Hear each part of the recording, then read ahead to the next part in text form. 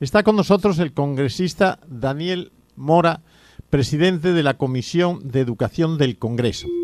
Señor congresista Daniel Mora, ¿nos puede decir cómo ha recibido el Congreso esta denuncia y usted, que es el presidente de la Comisión de Educación? Bueno, como ustedes han podido apreciar, con estupor, con no poca vergüenza ajena, porque imagínense cómo nos mirarán pues en el exterior con fallas que somos incapaces de cumplir las leyes, que somos incapaces de poder controlar sistemas de esta naturaleza.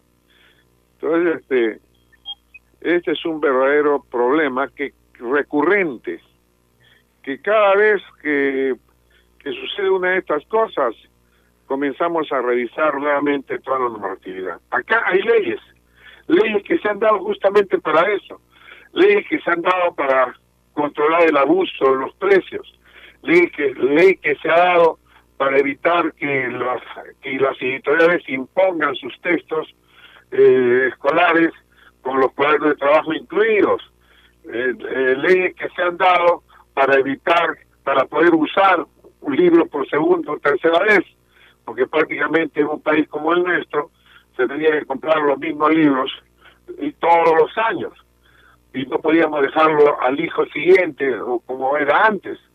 Y acá también estaba pues también lo correspondiente a la calidad del contenido de la información.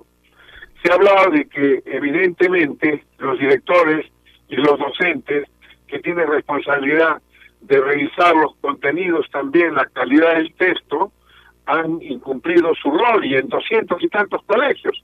O el comité de aula falló, formado por docentes y el director, o un representante de las UGELES, o también falló el ministerio, porque el ministerio tiene un observatorio, y un observatorio no es mirar por la ventana para ver qué es lo que cómo pasan los libros, sino justamente el observatorio tiene por finalidad, ¿no?, entre las otras que tiene, justamente analizar la confiabilidad, la veracidad y la vigencia de la información registrada. En el observatorio se registran todas las editoriales que venden libros, tienen esa obligación, y de mandar sus textos.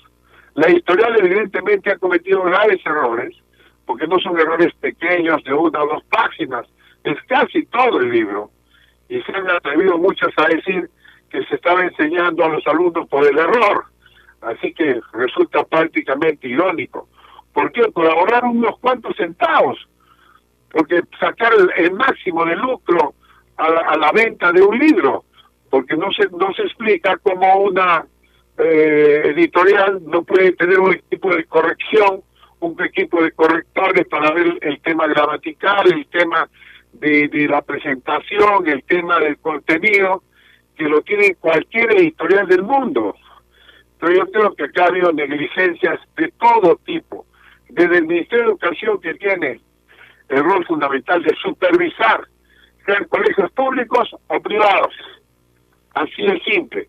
El responsable de supervisar la educación básica en el Perú, sean públicos o privados, es del Ministerio de Educación, y para eso tiene un observatorio, y para eso tiene que tener gente, salvo que no haya implementado nada, a pesar de que la ley salió el 9 de febrero del 2012. Señor congresista, una pregunta.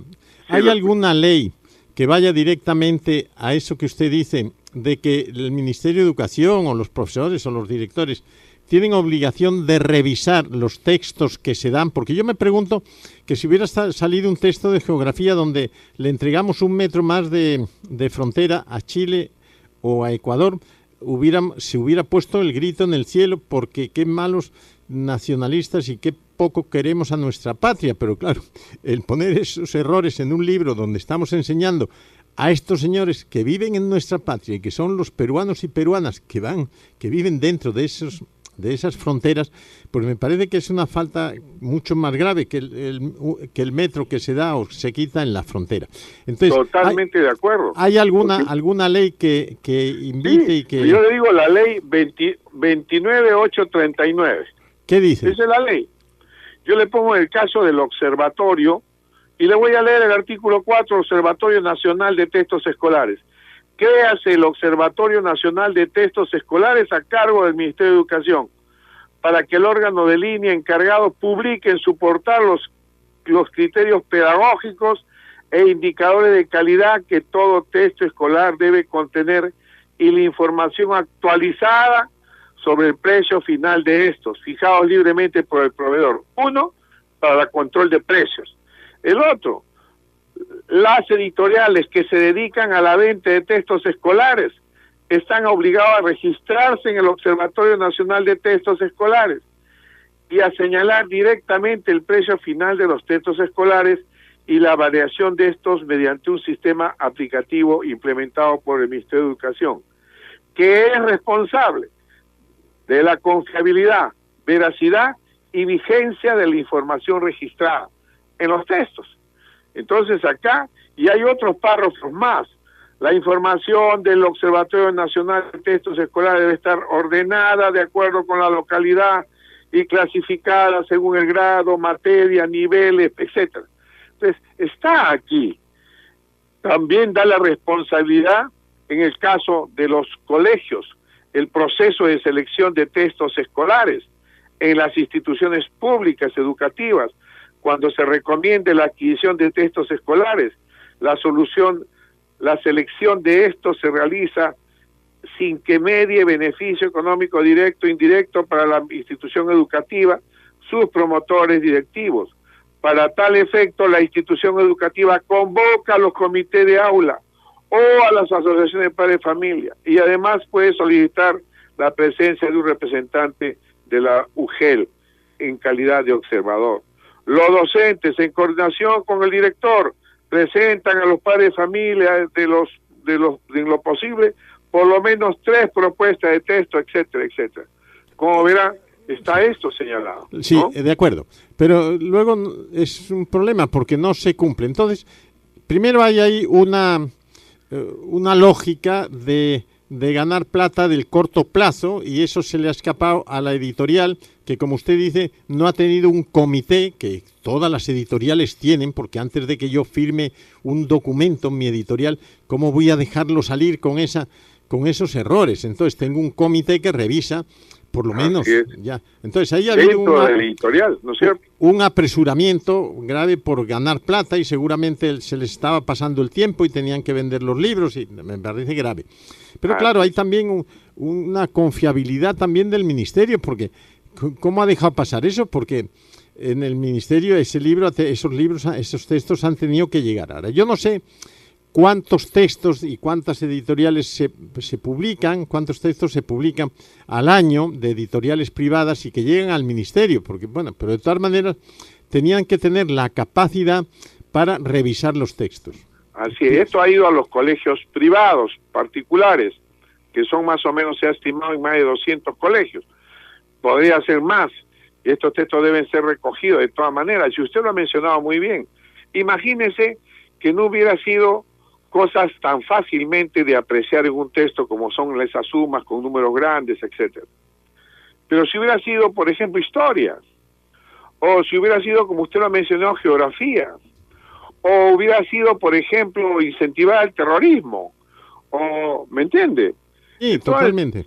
Entonces, realmente, esto que aparentemente puede parecer irónico, que exageramos en algunas cosas, no lo es, porque pueden traer consecuencias para la educación peruana y para los niños fundamentalmente. No, y lo que señala esto es que, claro, el sistema no camina bien, el sistema educativo no camina bien, no sé en dónde falla, pero no camina bien, porque el otro día, en la última revista agraria de la República, pues que ha salido hace 20 días, le voy a decir poco más o menos qué día ha sido, el día 24 de abril, pues la primera página está dedicada a la educación rural y dice que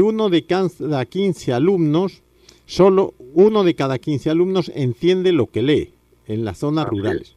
Entonces, ahí pasa algo. Por supuesto que sí. Fíjese, en las zonas urbanas tampoco es un dechado de virtudes, porque el 13.2% de la parte educativa que se ha evaluado en las pruebas PISA, ¿no? Prácticamente 1.3 personas de cada 10 entiende lo que lee. Y en el campo se duplica, prácticamente. En el caso de las matemáticas, solamente 7.2% o 7.5% entiende las matemáticas, es decir, y ciencias. Es decir, menos de una persona por cada 10 alumnos entiende las matemáticas. Entonces, con una situación de esa naturaleza tenemos que tener mucho cuidado, y esa es nuestra preocupación, de lograr mejor calidad educativa en la educación. Sabemos que esto no se puede lograr en un año, ni dos. Es un problema de mediano y largo plazo. Y tenemos, ¿por qué? Porque la educación no pone placas para inauguraciones. La educación es un proceso que tarda del mediano y largo plazo, ¿no? Congresista, muy buenos días. ¿Qué va a pasar ahora? Sabemos que el Congreso ya ha pedido explicaciones a la ministra de Educación. ¿Qué va a pasar? ¿Qué es lo que ustedes, desde incluso la Comisión de Educación del Congreso, van a solicitar ante este tema? Porque ya estos textos cerrados han ido a más de 200 colegios en las provincias. Para nosotros deben todos esos textos ser retirados.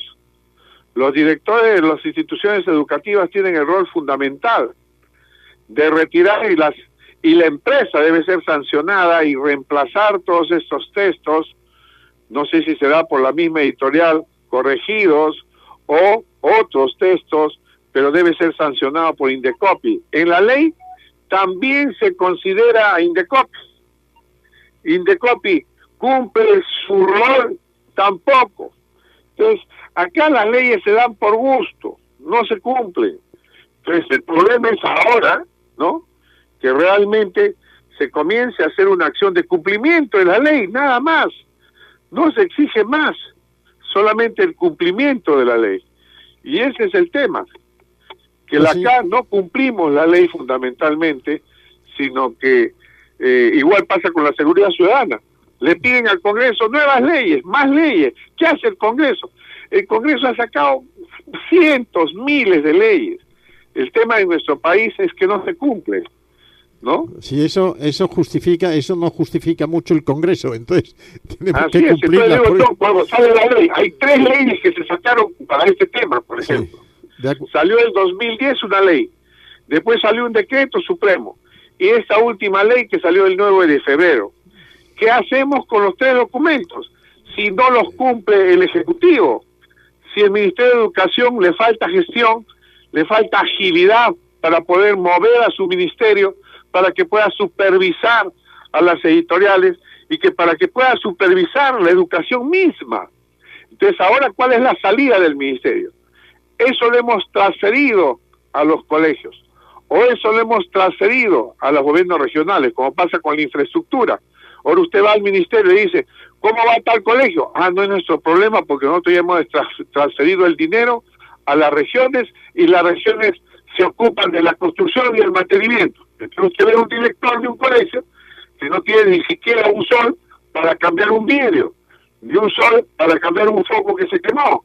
Entonces estamos llegando a una situación que paralizamos la actividad educativa en nuestro país, y esto requiere definitivamente una reingeniería en el Ministerio de Educación. Gracias, señor congresista Daniel Mora, presidente de la Comisión de Educación del Congreso, por esto, y ojalá se tomen las medidas del caso para que no vuelva a suceder con otros textos de otras asignaturas. Muchas gracias, y ya lo tendremos otra vez con nosotros en este noticiero.